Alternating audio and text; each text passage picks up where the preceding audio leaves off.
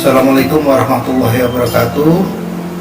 Selamat pagi, selamat siang, selamat sore, selamat malam untuk semuanya.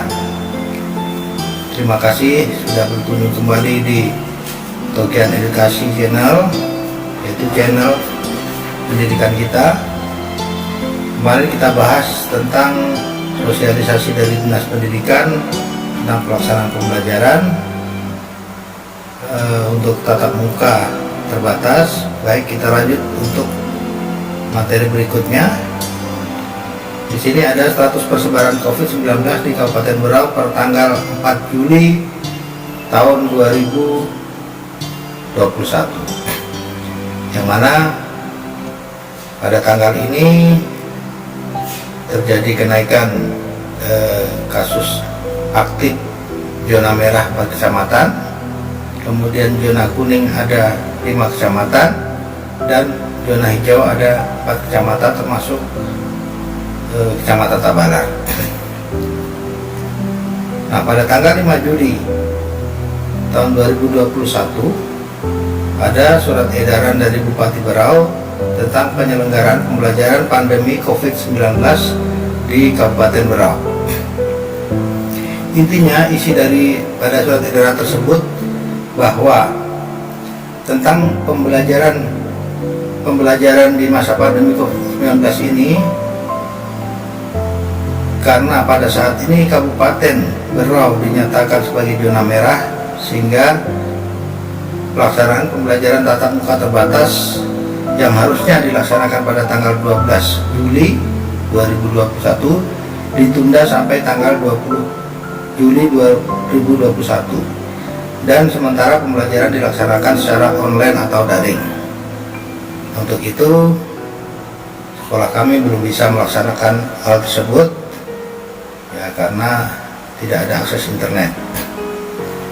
Kemudian pada kasus persebaran COVID-19 pada tanggal 17 Juli tahun 2021 di Kabupaten Berau, zona merah per kecamatan mengalami peningkatan menjadi 5, zona oranye 1, zona kuningnya 6, dan zona hijaunya tinggal 1, yaitu Kecamatan Maratua.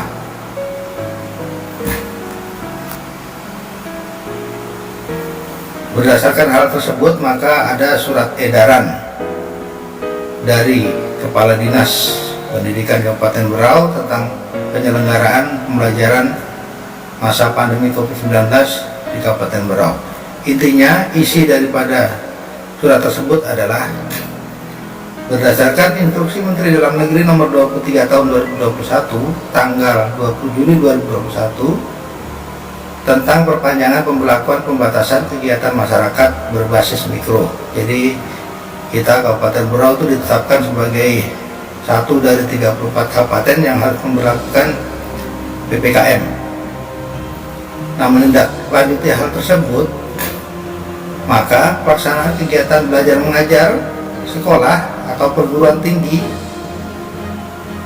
dilaksanakan secara online atau daring. Maka pelaksanaan pembelajaran tatap muka terbatas yang sebelumnya ditunda dilaksanakan hingga tanggal 20 Juli kembali diperpanjang mulai tanggal 21 sampai 25 Juli 2021. Ini berarti perpanjangan yang kedua. Nah, kemudian pada tanggal 23 Juli 2021 data persebaran COVID-19 di Kabupaten Berau terjadi peningkatan lagi. Kecamatan yang zona merah ada 7, yang oranye ada 2, dan yang kuning ada 4 kecamatan. Dalam hal ini tidak ada lagi kecamatan yang zona hijau, artinya semua kecamatan ada warganya yang terpapar positif COVID-19.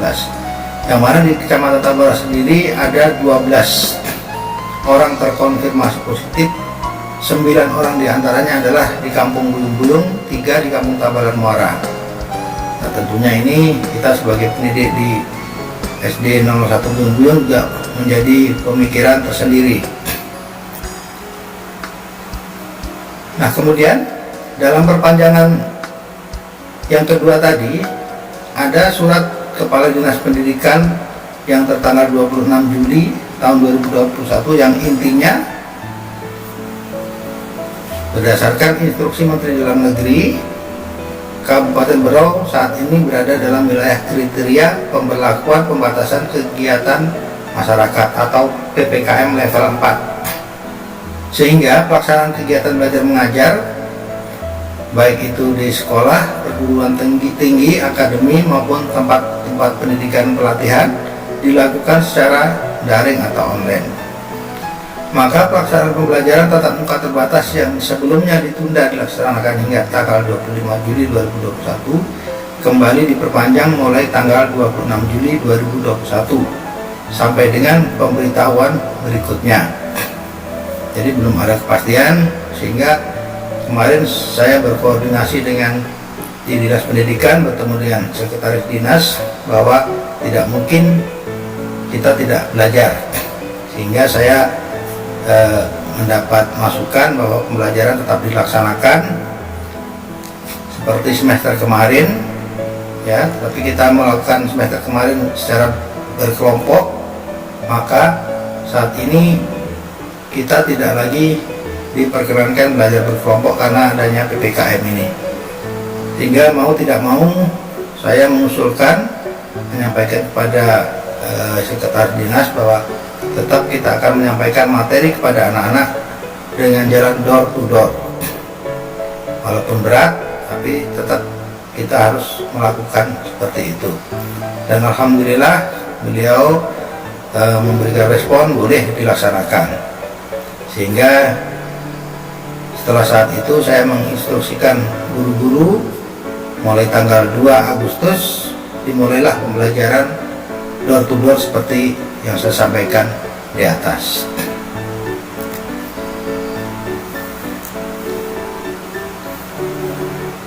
Kemudian ini ada data persebaran COVID lagi per tanggal 26 Juli, itu masa berakhir dimulainya perpanjangan sampai kapan belum kita tahu, di mana data persebaran tadi ada 7 kecamatan yang berzona merah, kemudian 4 zona oranye, 2 zona kuning, yang mana Tabalar sendiri masuk dalam zona oranye, di mana Kecamatan Tabalar terdapat 34 orang yang terkonfirmasi positif. 28 diantaranya adalah ada di Buyung-Buyung, ya, tempat di mana berdomisili SD 001 Buyung-Buyung. Nah, kemudian per tanggal 3 Agustus data persebaran COVID-19 mengalami penurunan untuk zona merahnya, tinggal 4 kecamatan yang zona merah, kemudian 4 kecamatan zona oranye, dan 5 kecamatan zona kuning. Tabalar sendiri terdapat 39 kasus konfirmasi positif, dan di kampung Buyung-Buyung sendiri mengalami penurunan yang tadinya 28 menjadi 14, dalam hal ini yang sudah sembuh sebanyak 14 orang. Dan ini juga menjadikan kami sedikit agak lega untuk melaksanakan pembelajaran secara door to door. Yang terakhir, data persebaran kasus COVID-19 di Kabupaten Berau terjadi peningkatan lagi. Untuk zona merahnya ada 7 kecamatan, kemudian zona oranye ada 4 kecamatan, dan zona kuning ada 2 kecamatan. Dan Tabalar sendiri yang terkonfirmasi positif sebanyak 37 orang, dan untuk kampung Buyung-Buyung sendiri alhamdulillah dari 14 tinggal 3, ya. Dan ini juga menambah kami juga sangat lega, sangat agak tenang untuk melaksanakan pembelajaran door to door, itu istilah kami. Nah, Bapak Ibu, mengapa dari tadi saya sampaikan tentang data persebaran COVID-19? Karena dalam pelaksanaan pembelajaran kita di sekolah sangat berkaitan erat dengan data kasus positif COVID-19 yang ada di Kabupaten Berau ini. Nah, berdasarkan instruksi Menteri Dalam Negeri bahwa PPKM itu diberlakukan sesuai dengan zona kabupaten, jadi bukan zona kecamatan lagi atau zona kampung. Dan untuk PPKM sendiri, dari konsultasi dengan pihak Dinas Pendidikan, dalam hal ini Bapak Sekretaris Dinas, beliau tidak akan berani ya mengizinkan sekolah-sekolah berdasarkan zona kecamatannya kalau masih dalam kondisi ditetapkan sebagai zona merah dengan pemberlakuan PPKM. Nah, untuk itu mudah-mudahan kita semua bersepakat sadar bahwa untuk memutus mata rantai persebaran COVID-19 itu adalah dengan kedisiplinan kita bagaimana menerapkan protokol kesehatan. Kita sebagai pendidik juga sangat ingin sekali belajar bersama dengan anak-anak di sekolah, karena selain lebih mempermudah kita, juga rasanya sebagai guru itu akan lebih bersemangat kalau berhadapan dengan siswa. Nah, di sini mungkin saya sedikit jelaskan apa sih perbedaannya itu untuk pembelajaran online, offline maupun tatap muka berdasarkan perspektif kami. Nah, pembelajaran online sendiri, apa yang dilakukan dalam pembelajaran online adalah yang pertama membuat rencana pembelajaran, kemudian menyiapkan materi pembelajaran atau bahan presentasi, kemudian melaksanakan pembelajaran secara online dan memberikan tugas. Nah, dalam hal ini, dalam pembelajaran online setelah siap materi, maka pendidik atau guru bisa melaksanakan pembelajaran melalui di sekolah maupun di rumah secara online. Jadi sekali membuat bahan presentasi bisa langsung kita sampaikan kepada anak-anak dan hasilnya lebih maksimal. Kemudian tugas juga langsung bisa diberikan kepada anak-anak melalui kegiatan online tersebut. Bahkan di sekolah-sekolah yang maju bisa menerapkan tugas ini, bahkan bisa langsung terkoreksi secara otomatis. Nah, yang kedua, pembelajaran offline kegiatannya sama. Yang pertama adalah membuat rencana pembelajaran, kemudian menyiapkan materi pembelajaran dan mendistribusikan kepada siswa, terus kemudian membagikan materi dan tugas serta mengumpulkan tugas siswa. Nah, perbedaan daripada offline dan online tadi, kalau online tadi cukup memberikan materi secara daring di rumah atau di sekolah, tapi kalau kami dalam menyiapkan materi pembelajaran sama ringkasan materi juga video pembelajaran saya minta kepada guru-guru untuk membuatnya. Selain itu kita juga harus membagikan materi yang sudah kita buat itu secara door to door, dari rumah ke rumah, dari siswa ke siswa, sehingga otomatis banyak waktu yang tersita, waktu, tenaga, dan pikiran. Terutama kita was-was bagaimana, karena yang terkonfirmasi positif kadang-kadang tidak bergejala ya. Jadi ada beberapa macam pemikiran yang harus dilakukan oleh guru dalam hal ini. Tapi kemarin saya sampaikan pada guru-guru selalu berkoordinasi dengan tim COVID, siapa-siapa yang terkonfirmasi positif, dan disarankan juga untuk sementara waktu menunda memberikan materi kepada siswa yang keluarganya terkonfirmasi positif. Terus kemudian yang selanjutnya adalah pembelajaran tatap muka.